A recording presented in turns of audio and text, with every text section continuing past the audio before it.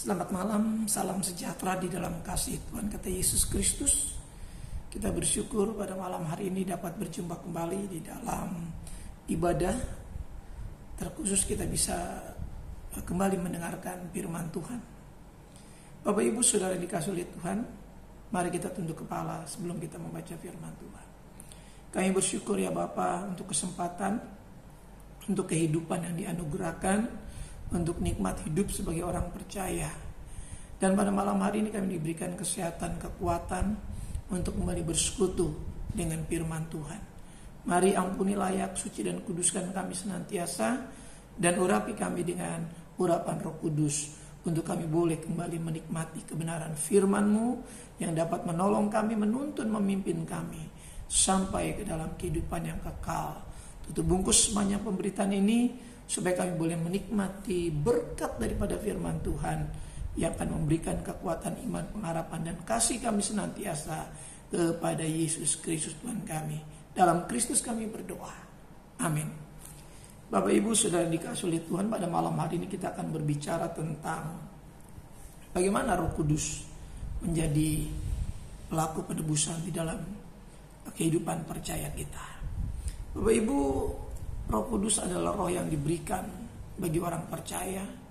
Sebagai pemercaya Yesus, Roh Kudus yang memimpin, Roh Kudus yang mengajar-ajari orang percaya di dalam mengasihi dan mengiring Tuhan dan mentaati Tuhan Yesus sebagai Tuhan dan Juru Selamatnya.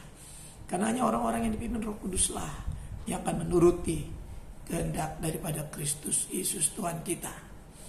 Bapak Ibu, kita melihat di dalam Injil Matius, di dalam poin yang pertama, di mana akan menjadi bahan perenungan kita bagaimana kita memahami karya kuasa Roh Kudus di dalam penebusan yang kita alami. Di dalam Matius pasal yang ke-1, Injil Matius pasal yang pertama di ayat yang ke-18 berkata demikian.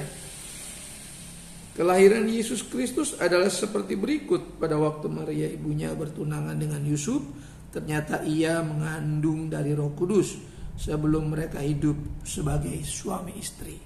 Ternyata ia mengandung dari Roh Kudus. Sebagai anak yang disebut dengan anak, Yesus selalu menyebut dirinya anak di dalam Injil, ya, sebagai anak manusia. Perhatikan, tubuh jasmani yang dipakai anak, yang dipakai Kristus ketika ia menjadi manusia, itu diciptakan oleh Roh Kudus.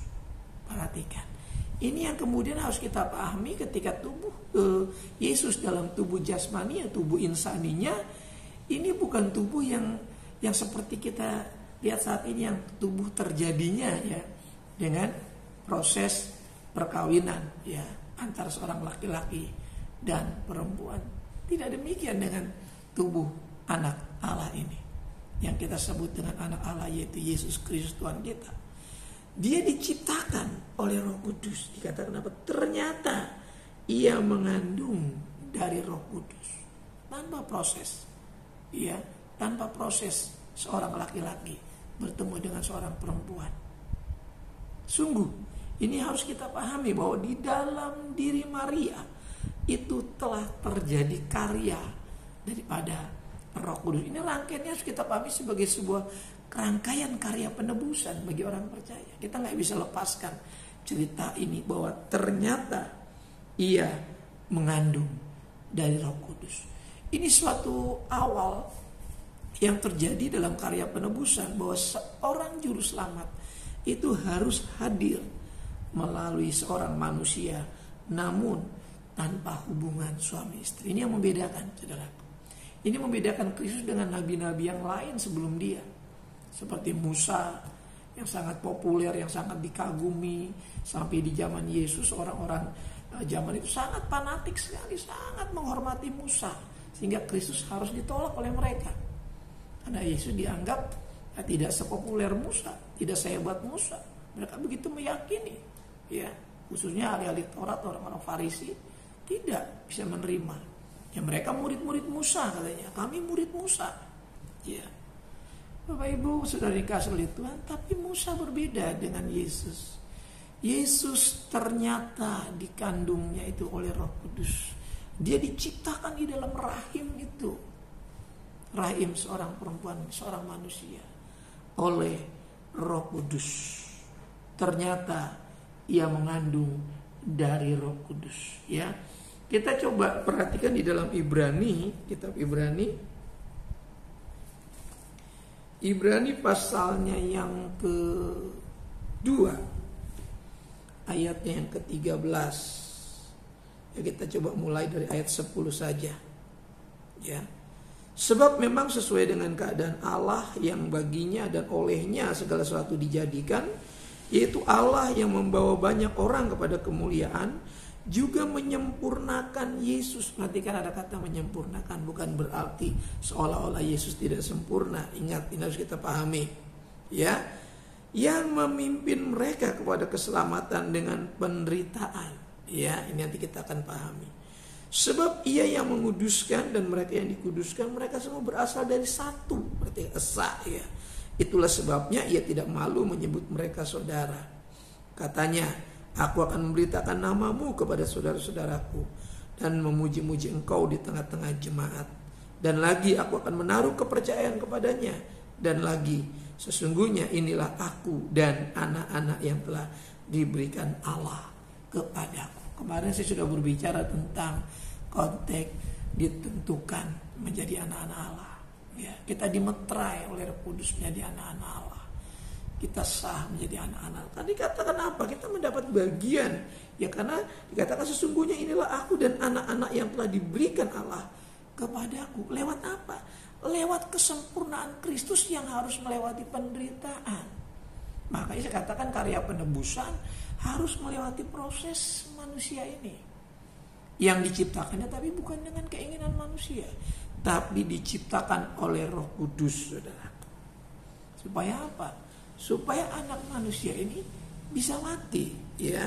Dan kesempurnaannya terjadi ketika dia bisa mati. Ya.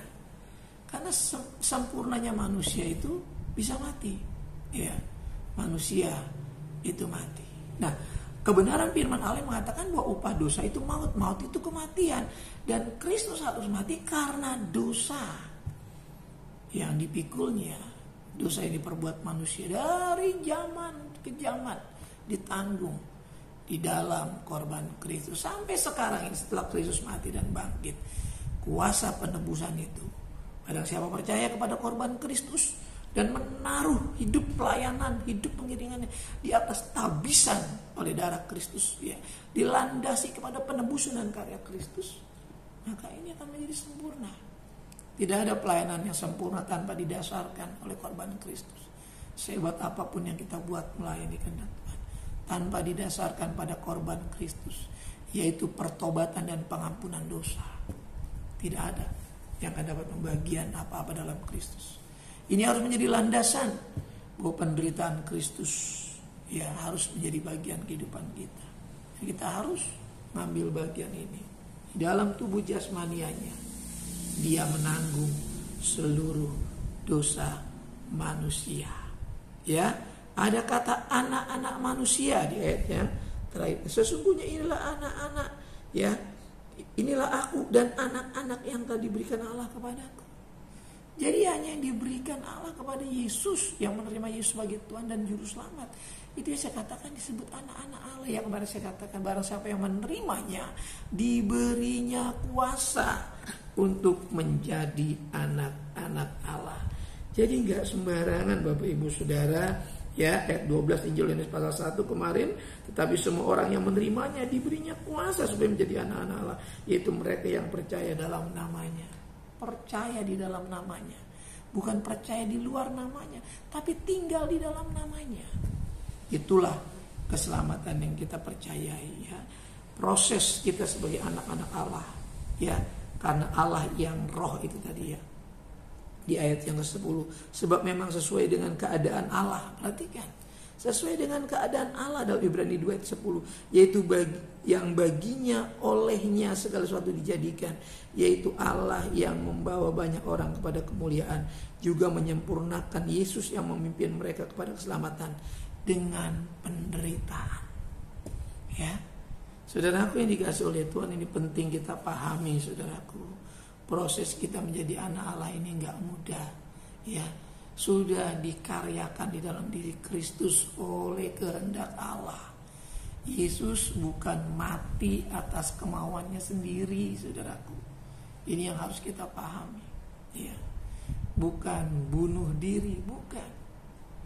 Dia dibunuh dalam keadaan sebagai manusia, supaya dosa kita diampuni. Dan darahnya yang suci, yang kudus, karena dia dikandung dari Roh Kudus, diciptakan oleh Roh Kudus, sehingga darah yang mengalir dalam diri kita, darah yang kudus, darah perjanjian, yang mengikat perjanjian kita di dalam batin kita. Ya, bukan di luar diri kita, tapi di dalam diri kita, yaitu di dalam rohani kita. Bapak Ibu, saudara dikasih oleh Tuhan, kita melaju. Jadi sebagai anak manusia, tubuh jasmaninya diciptakan oleh Roh Kudus. Ini harus kita pahami. Ini berbeda dengan nabi-nabi lain seperti Musa, Samuel, siapa lagi? Banyak kalau sudah sebutkan nabi-nabi.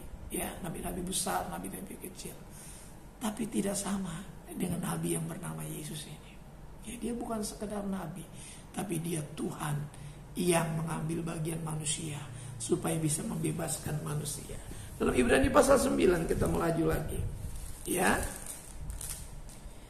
Ibrani pasal 9 ayat yang ke-14 kita baca, betapa lebihnya darah Kristus yang oleh Roh yang kekal telah mempersembahkan dirinya sendiri kepada Allah, ya, sebagai persembahan yang tak bercacat, akan menyucikan hati nurani kita dari perbuatan-perbuatan yang sia-sia, supaya kita dapat beribadah kepada Allah yang hidup. Saya ulang sekali lagi, betapa lebihnya darah Kristus yang oleh Roh yang kekal. Perhatikan, yang oleh Roh yang kekal telah mempersembahkan dirinya sendiri. Jadi saya katakan dia mati bukan bunuh diri, dia dibunuh dalam keadaan manusia. Ini harus dipahami, saudaraku. Jadi ketika kehendak mulai yang jadi, yang dia katakan di Taman Getsemani itu, nah anak Allah ini ya, anak-anak ini ya, atau anak Allah di Yesus dalam keadaan manusia, menyebut dirinya anak, ya, memberi dirinya sebagai korban, ya, yang melakukannya oleh Roh Kudus. Itu kata jadilah kehendak. Jadi bukan dia semau-maunya mempersembahkan hidupnya sendiri, tapi yang melakukannya oleh Roh yang kekal. Ya, jadi ini yang membedakan cara memahami kita tentang korban Kristus, saudaraku. Roh Kudus yang memungkinkan terjadinya persembahan itu. Maka nggak ada di antara kita yang mempersembahkan ya apapun yang kita persembahkan itu dengan kemauan kita. Seharusnya. Kenapa? Karena persembahan itu harus didorong ya dengan kehendak Allah, supaya apa yang kita lakukan itu oleh karena Roh Kudus. Maka kita tidak akan pernah kecewa memberi hidup kita menjadi percaya.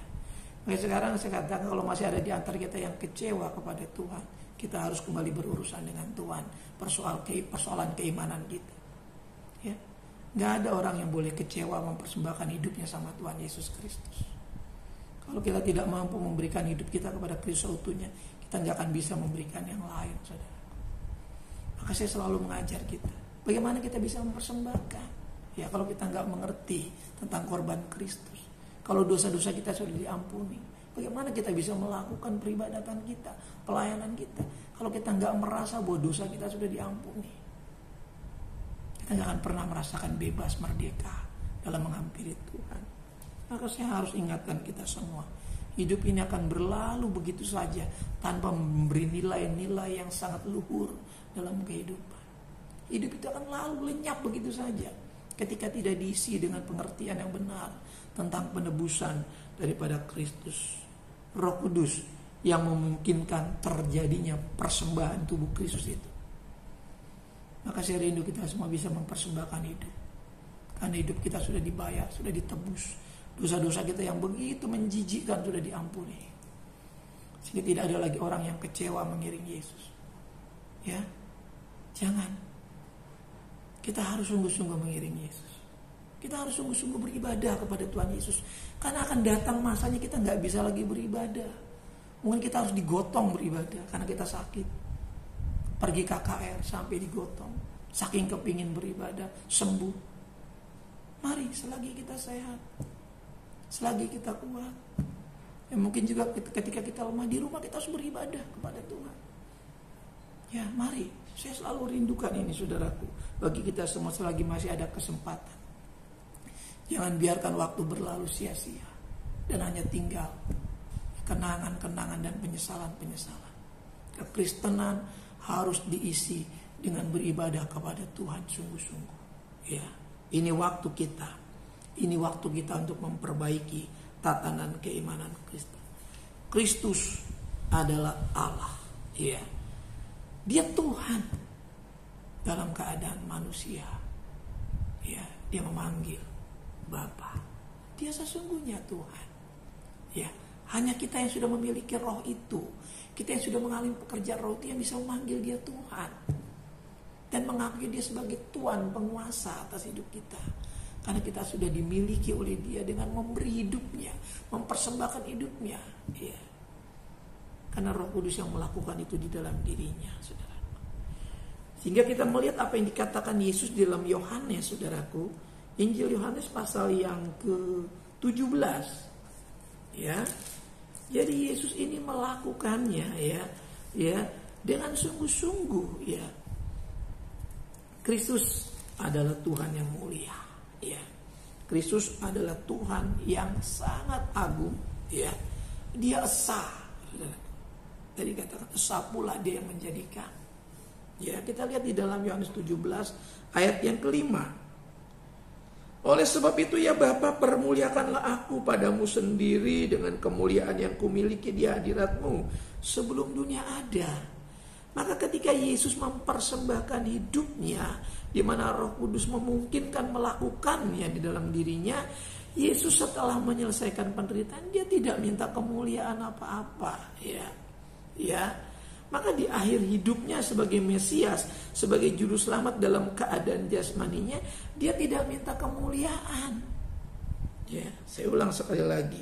Oleh sebab itu ya Bapa, permuliakanlah aku padamu sendiri dengan kemuliaan yang kumiliki di hadiratmu sebelum dunia ada.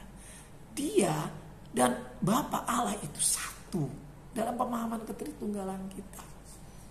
Ya, kata dia menjadikan. Dia bersama-sama menjadikan kita manusia. Ya baiklah kita menjadikan manusia, laki-laki dan perempuan, kata firman Allah. Jadi Bapa, Yesus dan Roh Kudus adalah satu. Ya, kalau mungkin kita masih ragu, kita harus terus baca firman Tuhan dan minta pimpinan Roh Kudus. Ya, saya percaya ini akan menjadi kekuatan bagi kita, saudaraku. Maka Yesus tidak lagi berdoa untuk meminta kemuliaan setelah dia menyelesaikan penderitaan di atas Kalvari. Ya, dia sudah memiliki kemuliaan yang ada. Ya, dia tidak minta lagi yang lain selain kemuliaan yang sudah ada, karena dia mulia, dia Tuhan, dia Allah, bukan kemuliaan biasa. Ya, maka dikatakan apa? Dengan kemuliaan yang kumiliki di hadiratmu sebelum dunia ada. Dia sudah punya kemuliaan. Makanya saya katakan, kenapa kita harus mempermuliakan Tuhan? Apa Tuhan kurang mulia? Bukan. Saudara dan saya enggak memuliakan dia pun, dia tetap maha mulia. Tapi kita harus melakukannya. Karena kita harus bersyukur. Kita harus berterima kasih sudah berada di dalam keadaan dia. Saudara dan saya ada dalam keadaan dia. Karena kita sudah ditebus. Nah, kita sudah ada dalam kemuliaan itu saat ini. Makanya jadilah orang-orang Kristen yang hidup luhur, hidup mulia, tidak lagi mempermalukan nama Tuhan, tidak lagi berbuat hal yang tidak baik, yang tidak sesuai dengan tatanan kehidupan. Walaupun kita belum sempurna, tapi kita berusaha untuk menjaga kemuliaan yang diberikan kepada kita di dalam nama Yesus itu. Ya, sangat menyedihkan kalau kita masih hari-hari ini tidak mau menjaga kemuliaan itu, dan kita membiarkan hidup kita dicemari oleh rupa-rupa kesesatan di dalam dunia ini, bahkan rupa-rupa ajaran-ajaran yang merusak keselamatan kita. Sangat menyedihkan, saudara. Sangat menyedihkan. Saya selalu rindu menggunakan napas hidup ini sebaik-baiknya. Saya rindu kita semua menggunakan waktu jam demi jam. Kita tidak kehilangan keselamatan itu. Karena kita bisa binasa kalau kita tidak tinggal pada Kristus. Tapi kalau kita tinggal diam dalam Kristus dan Kristus betah tinggal dalam hati kita melalui Roh Kudusnya, saya percaya gak ada di antara kita yang gak bahagia. Walaupun mungkin banyak persoalan, gak ada di antara kita yang kehilangan damai sejahtera, kehilangan semangat mengiring Tuhan. Tidak ada lagi seperti itu. Kalau kita semua mengerti hal ini, saudara. Cuma sayang, kita seringkali lebih suka dalam keadaan kita, bukan dalam keadaan Kristus. Nah, kita lebih senang dalam keadaan kita sangat menikmati penderitaan itu yang bukan karena Kristus. Padahal kita harus mengalaminya bersama Kristus. Ketika saudara dan saya menderita tanpa Kristus, kita akan menjadi orang yang paling susah, paling malang. Tapi kalau kita menderita bersama Kristus, apapun yang kita alami, kita gak akan pernah mundur dari kasih Tuhan. Kita akan semakin erat. Ya, mungkin hidup kita tidak sebaik orang lain secara lahiriah, tapi hidup kita akan menjadi segar. Jiwa kita akan tetap semangat. Ini yang saya rindu kita semua pahami. Yang kemudian yang terakhir, jadi Kristus sudah menerima kemuliaan sebelum dunia ada, karena dia memang adalah Allah yang menjadi manusia, supaya manusia dapat diselamatkan. Dalam keadaan dialah kita kemudian dapat kembali masuk ke dalam kemuliaan Kristus. Kalau Kristus tidak mengambil posisi itu, kalau Allah tidak berinisiatif, kan inisiatornya Allah, eksekutornya adalah Kristus. Kalau Kristus tidak mengeksekusi, ya, peristiwa penebusan itu, tidak akan terjadi keselamatan. Ya, Allah yang inisiatif. Dia inisiator sejatinya. Maka Yesus datang, ya. Roh Kudus yang melakukan itu dalam diri Yesus, ya, karena dia adalah Allah Roh Kudus. Dia dan Roh Kudus adalah satu. Makanya ketika dia pergi, dia katakan, Rohku akan kuberikan kepadamu damai sejahtera. Itu Roh Kristus. Makanya kalau kita tidak damai sejahtera, kita tidak sukacita, kita tidak menerima Roh itu sesungguhnya. Ya, hati kita masih penuh dengan kebencian, kejahatan, kekecewaan, luka-luka hati. Kita belum menerima Roh itu. Karena Roh Kudus itu setiap hari menimbulkan damai sejahtera. Karena apa yang ditaburkan dalam damai sejahtera itu akan tumbuh buah-buah kebenaran. Ketika kita tidak melakukan kebenaran, pasti itu kan bukan benih damai sejahtera yang ditaburkan dalam hati saya dan saudara. Pasti itu benih dari si jahat yang menimbulkan kerusuhan, kata firman Allah, menimbulkan keonaran, menimbulkan kekacauan. Itu yang dikatakan firman Allah. Tapi damai sejahtera ditaburkan lewat firman Allah supaya timbul sukacita. Benih damai sejahtera, benih kebenaran. Ya, maka dia akan tumbuh kebenaran, bukan ketidakbenaran. Maka bisa dipastikan ketika manusia mengerjakan ketidakbenaran, pasti bukan benih damai sejahtera yang ditabur, bukan benih Roh Kudus, bukan benih firman Allah. Pasti benih dari si jahat. Nah, Bapak Ibu Saudara, supaya saudara dan saya mengerti hal ini dan tidak menjadi orang-orang Kristen yang gagal paham dengan firman Allah, nah kita harus sungguh-sungguh mengerti hal ini, saudaraku. Ya, kita membaca kembali dalam 1 Petrus sebagai bagian terakhir dari perenungan kita ini. 1 Petrus pasal yang ketiga ayat yang ke-18. Sebab juga Kristus telah mati sekali untuk segala dosa kita, Ia yang benar untuk orang-orang yang tidak benar, supaya membawa kita kepada Allah. Ia yang telah dibunuh dalam keadaannya sebagai manusia, tetapi yang telah dibangkitkan menurut Roh. Ya, perhatikan. Tadi yang pertama, ya, benih itu diciptakan oleh Roh Kudus yang di dalam diri Yesus. Yang kedua, penebusan pun, ya, ketika anak itu memberi diri untuk mati, itu yang melakukan Roh. Jadi Yesus bukan semau-maunya sendiri untuk mati, naik ke atas kayu salib, bukan. Tapi Roh yang kekal itu yang melakukan. Dan sekarang yang kita lihat di sini adalah bagaimana pekerjaan membangkitkan Yesus dari kematian. Roh Kudus pula, ya, yang merupakan pekerjaan ilahi, pekerjaan rohani, pekerjaan Roh Kudus Ya, ini untuk memberi manfaat kepada manusia, bukan kepada Allah. Ya, karena Yesus mati itu demi ya kemanfaatan manusia supaya menjadi manusia yang mulia kembali. Karena kalau Yesus enggak bangkit, kita enggak akan beroleh kemuliaan. Maka orang-orang yang sudah dibangkitkan bersama Kristus, pikirannya sudah berbeda, kata Paulus. Perasaannya sudah berbeda. Yang dirasakan itu seharusnya bukan merasakan hal-hal yang di dunia ini, walaupun masih di dunia. Perasaannya harus menikmati perasaan rohani, perasaan sorgawi.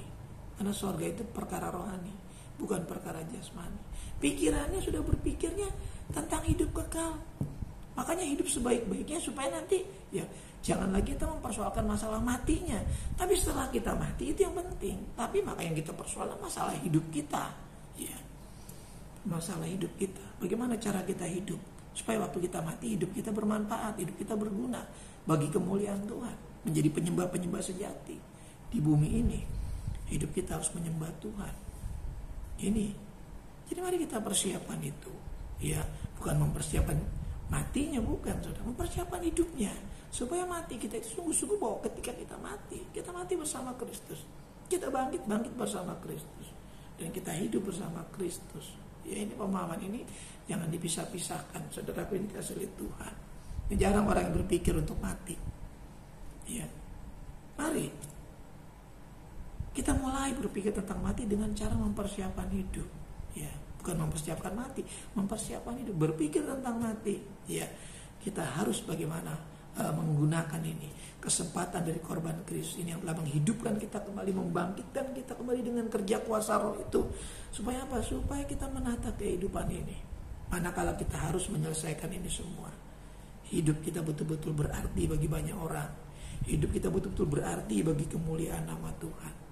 Karena kalau enggak, hidup itu hanya akan menjadi sia-sia. Bapak Ibu, ini kemanfaatannya. Supaya kita mengerti bahwa Tuhan yang kita sembah adalah Tuhan yang esa, Tuhan yang satu. Maka dikata esa pula dia yang menjadikannya. Ya, ini penting kita pahami di dalam 1 Timotius. Ya, kita tutup dengan 1 Timotius. 1 Timotius pasalnya yang ke-2. Dan nanti Yohanes 5 ayat 44 ya. Atau kita baca Yohanes 5 dulu dah. Yohanes 5. Nanti kita baca laju ke 1 Timotius 2. Ayat yang ke-44. Ya. Bagaimanakah kamu dapat percaya, kamu yang menerima hormat seorang dari yang lain dan yang tidak memberi hormat yang datang dari Allah yang esa? Yesus dalam keadaan manusia sebagai anak, dia menyebut Tuhan itu esa. Tuhan itu esa. Dan 1 Timotius mengatakan di ayat pasal 2 ayat yang ke-5 dikatakan begini.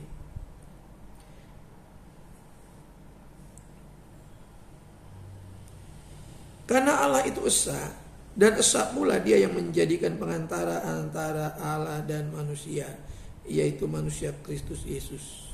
Perhatikan kata esa, ya kata satu, itu harus dipahami dalam konteks roh. Ya. Karena Allah itu esa, Allah itu roh. Ya. Kita nggak bisa kemudian buat definisi tentang Allah. Allah itu roh. Ya. Allah itu roh, bukan benda. Allah itu roh. Ya. Maka ketika dia menjadi anak, dikatakan apa yang dikatakan Yohanes, Tuhan Yesus yang dapat diraba, ya, dapat diraba, dijamah, ya, itu anak, kan, dalam manifestasi sebagai manusia. Tapi Allah itu roh, maka dikatakan Allah itu esa, esa pula dia menjadikan. Nah, antara Yesus, ya, Roh Kudus, Bapa itu esa, karena itu roh itu satu, sudah. Nah, jadi kita paham sekarang, sehingga dalam penebusan kita yang terjadi dalam diri kita, kita harus pahami bahwa itu berbicara tentang kuasa yang satu itu, yang esa. Karena Allah yang kita pahami baik Bapa, Roh Kudus dalam eksistensinya, Yesus dalam eksistensinya, itu adalah esa. Karena Roh Kudus adalah roh. Dan Bapa yang kita sebut Bapa, Elohim itu adalah roh. Dan Yesus yang kita yakini sebagai juru selamat yang menjadi manusia dan mati bangkit dan dibangkitkan dalam keadaan roh oleh Roh Kudus adalah roh. maka esa pula dia yang menjadikan. Yesus yang kita percaya adalah Allah yang satu. Roh Kudus adalah Allah yang satu. Dan Bapa sendiri Elohim itu adalah Allah yang satu. Roh yang satu. Dapat kita pahami sekarang. Mau berbicara keesaan, bukan fisik, tapi roh. Karena rohlah yang menciptakan dalam diri Maria. Rohlah yang membuat Yesus melakukan persembahan hidup di atas grafirat penebusan itu. Dan roh itulah yang esa itu pula yang membangkitkan Yesus. Ya, perhatikan. Ini harus kita paham. Kan ini kan memberikan manfaat bagi kita. Bukan bagi Tuhan, bagi kita terlebih dahulu. Supaya kita selamat. Ya. Dan kemudian kita bisa kembali berhubungan dengan Tuhan. Relasi kita dipulihkan. Yang sudah terputus karena dosa. Ya, bapak moyang kita. Itu dipersatukan kembali. Ini kemanfaatannya. Supaya kita bisa berkomunikasi secara rohani. Karena roh yang esa itu, roh yang satu itu, roh itu pula yang menjemati kita di dalam rohani kita. Tuhan mengasihi kita. Kiranya pekerjaan Roh Kudus yang kita pelajari malam hari ini membuka wawasan baru bagi kita untuk menjadi hidup yang lebih baik, hidup yang lebih mengasihi Tuhan, hidup yang kuat dalam mencintai Tuhan. Tuhan mengasihi kita. Terima kasih Bapa buat firman-Mu yang kudus, firman-Mu yang sangat-sangat mengasihi kami. Sehingga firman-Mu selalu menjaga, membentengi kami dari kesesatan-kesesatan di dunia ini. Dari rupa-rupa hal yang menyeret kami untuk binasa. Masuk dalam kehidupan yang lama kembali. Bersyukur kami punya firman hidup, firman hayat yang telah menjadi manusia.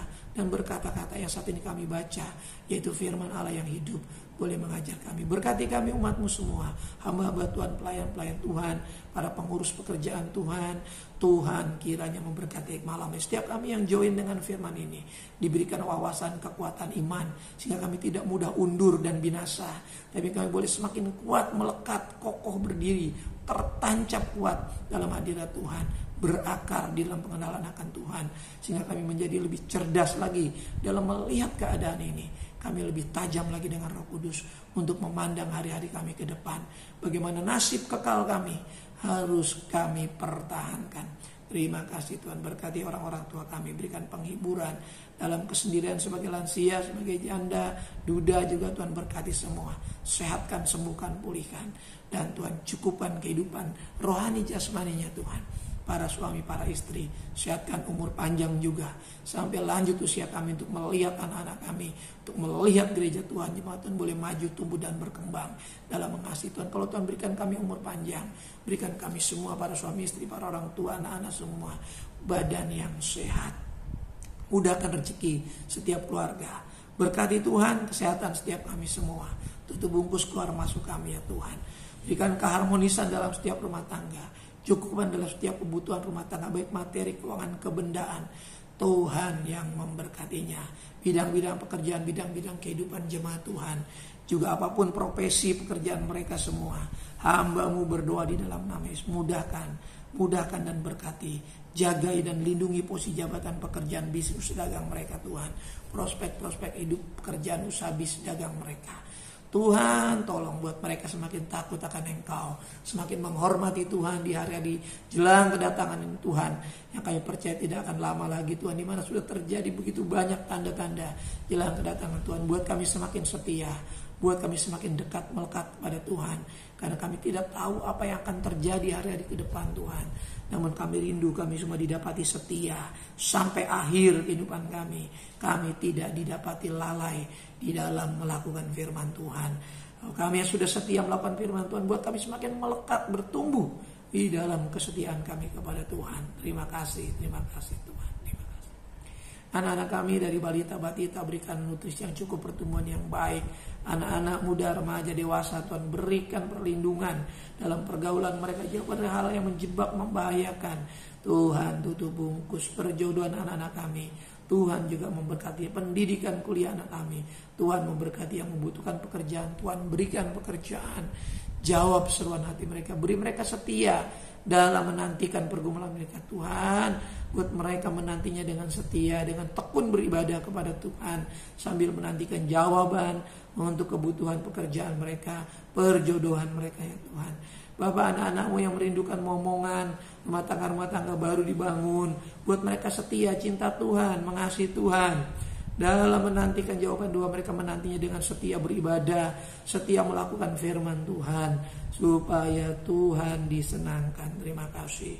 Berkati ya Tuhan pekerjaanmu, berkati pelayan-pelayan tempat kita, program gereja yang ada, kami serahkan dalam tangan Tuhan. Program organisasi kami serahkan ke dalam tangan Tuhan. Program pemerintah kami, Tuhan memberkati pemimpin-pemimpin kami Tuhan. Jadikan negara kami negara yang adil, makmur, cukup sandang pangan, keamanan di mana-mana, lapangan pekerjaan tersedia. Injil Tuhan bebas diberitakan, nama Tuhan Yesus dipermuliakan. Sampai di daerah di mana kami ada tinggal, Tuhan memberkati. Sejahterakan negeri kami, sejahterakan kota kami, sejahterakan lingkungan kami. Karena kesejahteraan itu adalah kesejahteraan kami juga. Terima kasih Tuhan. Anak-anak yang saat ini masih terbaring karena sakit lemah, Tuhan pulihkan, sembuhkan. Yang dalam kekurangan, Tuhan mudahkan dan cukupkan. Tuhan tolong yang terikat, Tuhan lepaskan. Malam hari ini yang belum kembali dari pepergian, dari pekerjaan, dari perkuliahan, dari berbagai urusan mereka, tibakan di rumah dengan selamat. Kumpulkan bersama keluarga. Bawa kami melewati malam hari ini dengan selamat. Bangun besok pagi dengan tubuh yang sehat, dengan kekuatan yang baru, dengan berkat-berkat yang baru daripada Tuhan. Persembahan-persembahan yang kami kumpulkan senantiasa bubukan berkat atasnya. Tuhan Yesus dipermuliakan. Boleh berguna bagi pekerjaan Tuhan di tempat ini. Jemaat yang sangat dikasih oleh Tuhan, mari sama-sama kita buka kedua belah telapak tangan kita. Arahkan hati kita kepada berkat Tuhan. Turunlah kiranya anugerah dan damai sejahtera dari Bapa kita yang di sorga, kasih sayang dan kecintaan dari pengantara yang hidup Tuhan Yesus Kristus, persekutuan keintiman Roh-Nya Maha Kudus, menyertai saya, menyertai saudaraku sekalian yang mulai malam hari ini sampai fajar Maranatha. Tuhan Yesus menjemput awan dalam berkat nama Tuhan Yesus Kristus. Kita yang diberkati Tuhan sama-sama katakan amin. Tuhan memberkati kita. Shalom.